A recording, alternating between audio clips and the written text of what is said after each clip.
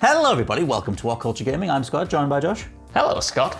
Hello, Josh, my friend. You've had access to a bit of the old Returnal, the next big PlayStation 5 exclusive, the second one of 2021, and we've got a whole bunch of points that we want to touch on. We are somewhat embargo restricted, that we can't talk about, some stuff, but we'll get into the meat and potatoes, the good, the juicy, the fun stuff. Josh, my friend, after 5-ish hours with the game, what are your thoughts so far? It's really good, Scott. It's really good. Almost surprisingly good. Going into it, it's not that I expected it to be bad because Housemarque has delivered really great games in the past, but I wondered whether there was going to be enough to it to kind of, sustain an entertaining session for a long time, and thankfully there is. It just feels so great. Like as soon as you boot it up, this moment you get your hands on the character and start running around, start jumping, start shooting, everything kind of like clicks into place. And because this is a roguelike and you're running through similar rooms over and over again, you're constantly dying. The whole point is that you are this kind of explorer astronaut who's trapped on this alien planet, and you're essentially chasing your own corpses. Every time you die, you reset back to your crashed ship. You have to do it all over again. And that just lends itself to such an engrossing kind of loop. And once you're on the Returnal rhythm, once you're going through it, once you're taking out the enemies, once you're getting stronger, leveling up your weapons and stuff, it is a great treadmill to be on, in my opinion. And the only reason I stopped playing last night, I was doing I was up way past my bedtime. I was playing it. And literally the only reason I stopped. When the magic happens, mate. Yeah, it is. It really is. The only reason I stopped was because my PlayStation 5 just shut itself down. It was like, no, you need to go to bed. You need to stop doing this. If I don't shut down, you won't go to bed. Exactly. It was more or less like that. But yes, first impressions are very positive. But I am only, like you say, about 5 hours in.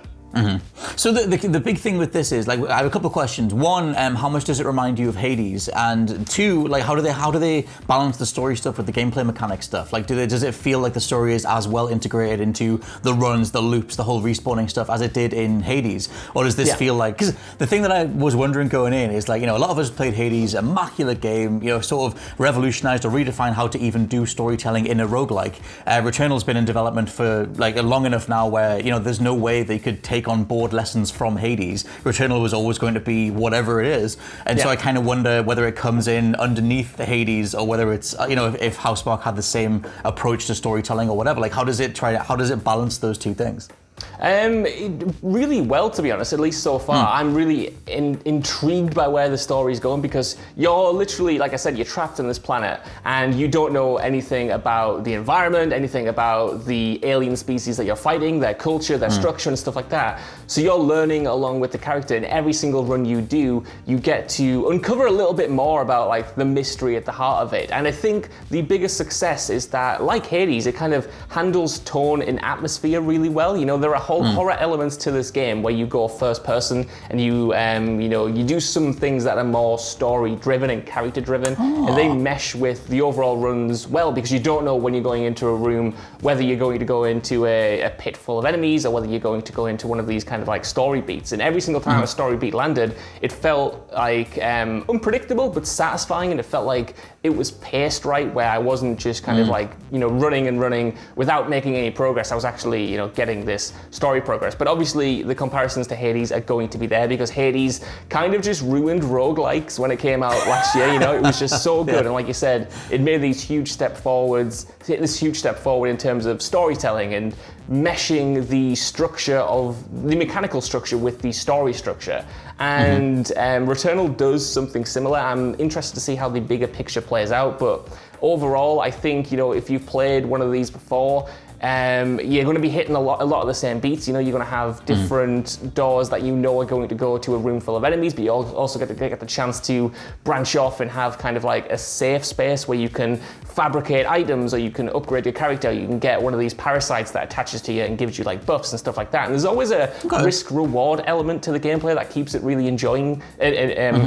Keeps it really satisfying, because every single time you're running through somewhere, you get the choice to take on these things called malignant properties. So it might give you a buff or a really good upgrade to your weapon, but you also have the chance of taking on a negative. For instance, you might do minus 50% damage while you're in the air and stuff like that. So there are a bunch of modifiers that keep each run varied while you are ultimately building up your power, because you get to take home certain upgrades that are persistent throughout and don't reset.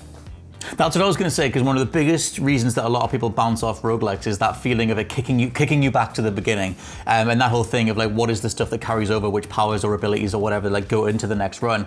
I don't think you've died that much in it, but how does it handle that stuff? Like when you went back to, are you going all the way back to the beginning every time and having to rerun the entire of like those biomes each time, or what does it feel like? What's the general feeling you get when you go back to the start? Because that was the whole thing that put you off Hades, I think, eventually. Yeah, a little bit. I mean, you are getting kicked out back to the start, unfortunately, because I managed to get near the end of Biome 2 yesterday. But at the same time, my PlayStation 5 crashed, so I don't actually know how it works or how far it kicks you back once you get to there. How did you go to bed on that feeling? I would have had to have put it back on. I was way too tired. I essentially just passed straight out. But until then, yeah, you are just getting kicked back. But you are, like, because you do retain some upgrades, you are feeling stronger each time you do, and you understand the layout more, because it really is quite confusing, actually, when you first jump in. There are a lot of things that you just don't understand. You do a lot of scanning to uncover what these alien artifacts do, so there's a lot to learn. So even if you are getting kicked back, it doesn't feel wasted. It always feels like you're making progress, because you're always learning something new. You're always understanding the world a bit better, how these different environments connect and stuff like that. So it doesn't feel like you're wasting your time. I always felt like I had with Hades or whatever, that I was eager to get back into the next run, and when I died, I didn't feel like I was done, or kind of like that I had to have some space. Yeah, I mean, it's a hard thing to balance. I know that like one of the fundamental tenets of the genre is kicking you back to the start and letting you go through it again. It's just that weirdly Hades, because it was so like you were so invested in the narrative and the story and what's going to happen, and like you were really engaged in maybe, let's say, like what happens at the end of the third area or something, or the fourth area, and then going back to the start and just going like, I just want to see what happens next, and then having to get all the way back up there again can be the other side of it when it comes to like a meaningful story in a roguelike, is that you are going to get wrenched out of it if you die. You're not going to get to have a checkpoint there or anything. We should talk about DualSense stuff, because the game's already being heralded as, I mean, there's a few things doing the rounds as to like, this is the first proper PlayStation 5 game. Obviously the only other competition is Destruction All-Stars, but what's the crack with the DualSense stuff so far? Oh, dude, it's good crack. It's really good crack. You remember the Mark Cerny White interview like 2 years ago, before we even saw the DualSense, and he was talking about all the different features, and he was about how it would make different environments feel different, how it would incorporate all of this stuff. And I kind of looked at that with a sense of hope, but also with a sense of hesitation, because I was thinking, no way is a developer going to take advantage of that, and make it more than a gimmick. But this game, it is more than a gimmick. Like, the DualSense does so much to engross you in this world. Like, first and foremost, the game is like an audio-visual treat anyway. Like the soundscape, the sound mixing, the particle effects, the look of it feels and looks next gen, and the DualSense adds a lot to that, because not only is it used in a mechanical sense, for instance, to scope in and aim. If you hold it halfway down, you get to do that. If you pull the trigger all the way down, you get to activate the alt fire mode. And that might sound a bit finicky, but the DualSense is put together in a way that makes it feel seamless and almost adds an extra button to what you're doing. But it is the rumble features, it's the haptics that is just kind of like so immersive. I've seen a lot on Twitter this morning talking about the rain effects, and when you are like out in that environment and the rain is coming down and you feel the pitter patter on your DualSense, it just adds that extra dimension of tactility to the overall experience. And I think this is a really tactile game.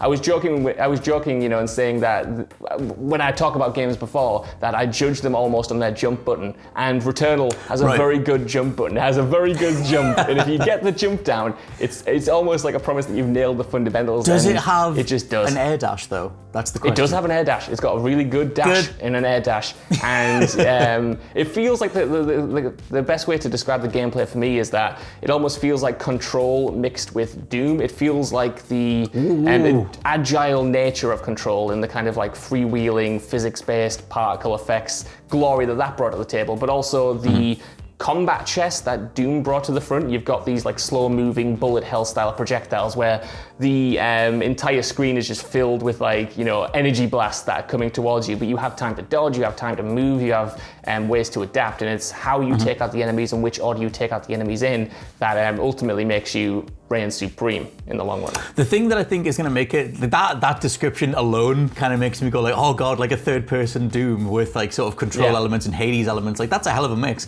But I think that it's going to get, assumedly get held up as like breaking the mold on, you know, no one's really done a bullet hell roguelike in third person, or in 3D, sorry. You know, you've got like Risk of Rain 2 tried it, like elements of Nier Automata kind of have it, where you've got like waves of energy coming at you and stuff. We should talk about the second boss, I think it's called Ixion.